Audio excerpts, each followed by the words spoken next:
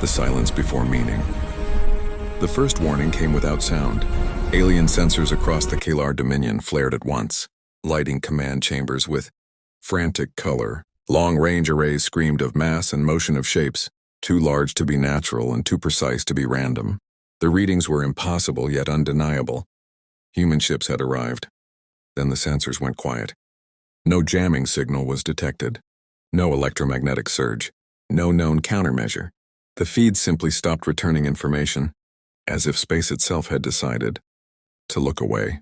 To the Kellar, this was worse than an attack. Silence meant intent. The human fleet had been tracked for decades.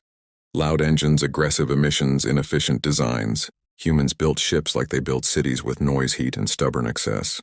That had been the consensus. That had been the comfort. This was different. Scout vessels sent to re-establish contact vanished from telemetry one by one.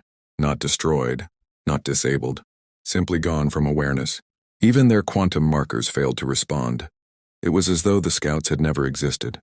Admiral Sarath stood before the central projection staring at the blank sphere where human signatures should have been. His crest tightened, a sign of unease he had not felt since his first battle. He ordered a passive sweep using non-reflective observation methods, ancient tools, rarely used anymore. The sweep returned nothing. No heat, no shadow distortions, no gravitational wake. And yet something was there. The proof came from an unexpected source. A civilian relay station on the edge of the system reported a ghost image, a flicker that did not obey physics. For less than a second, the station recorded a reflection of stars bending around a vast, invisible shape. Then the data erased itself, leaving behind a corrupted echo that could not be deleted. The humans were not hiding. They were refusing to be observed. Fear rippled through the command staff, though none dared name it. A species that could choose when it existed to others was not a species that needed to announce war. A single transmission arrived moments later on an open channel. No encryption, no language encoding. It was not sound or image, but structured understanding, injected directly into translation matrices. We are present. Observation is no longer mutual. That was all. No demand, no threat, no greeting. Across the Dominion, defense grids activated automatically, then shut down just as fast. Targeting systems could not lock. Weapon solutions dissolved before completion. The machines did not malfunction. They complied with a deeper logic that rejected the idea of aiming. Admiral Sarath finally understood what the silence meant. Human ships had gone quiet because they no longer needed to speak through technology. They had crossed a threshold where presence itself was a message.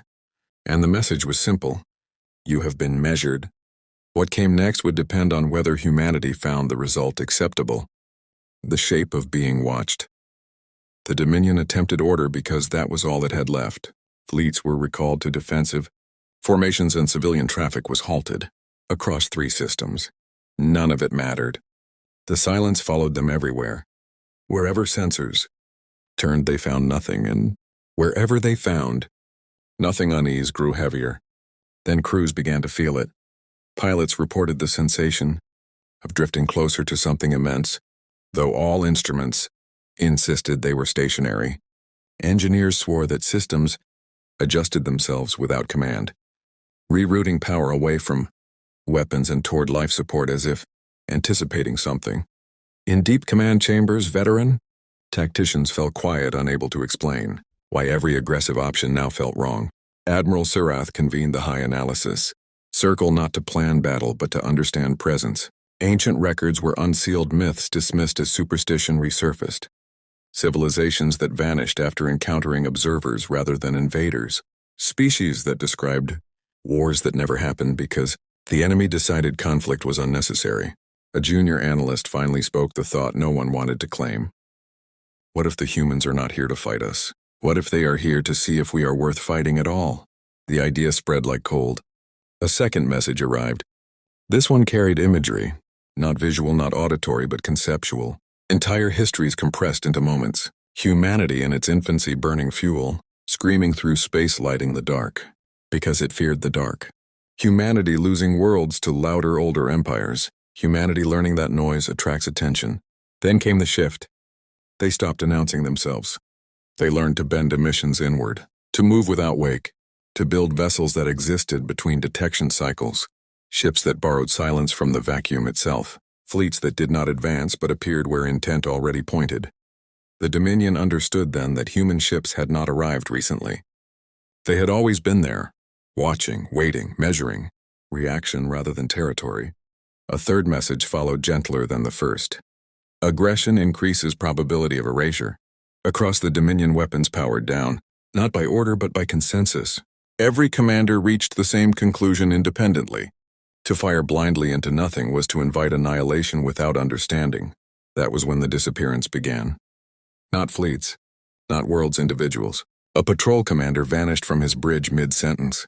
A weapons overseer blinked and was no longer present. No sign of struggle, no residual energy, just absence. Yet stations did not report attacks. Sensors still showed nothing. Then the missing returned. They appeared hours later in safe locations, unharmed, shaken, and silent. Medical scans revealed no damage, but each carried the same memory. A space without stars. A sense of being fully known. Not judged, not hated, simply understood in totality. They had been examined. One officer finally spoke before collapsing in exhaustion. They showed me every outcome. Every future where we fought. None of them ended with us existing. The High Council listened in silence as reports accumulated. Humanity was not threatening the Dominion. Humanity was educating it. They were demonstrating capability without spectacle, control without dominance, violence without action. Admiral Sarath realized the most terrifying truth yet. The humans were not conquering the galaxy. They were curating it, and the Dominion had just been placed on review.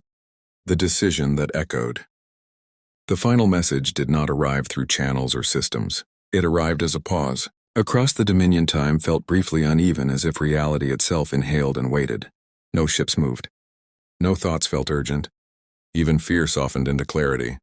Then understanding settled. Humanity had finished observing. Admiral Sarath stood alone on the command platform as the realization spread through every level of leadership at once.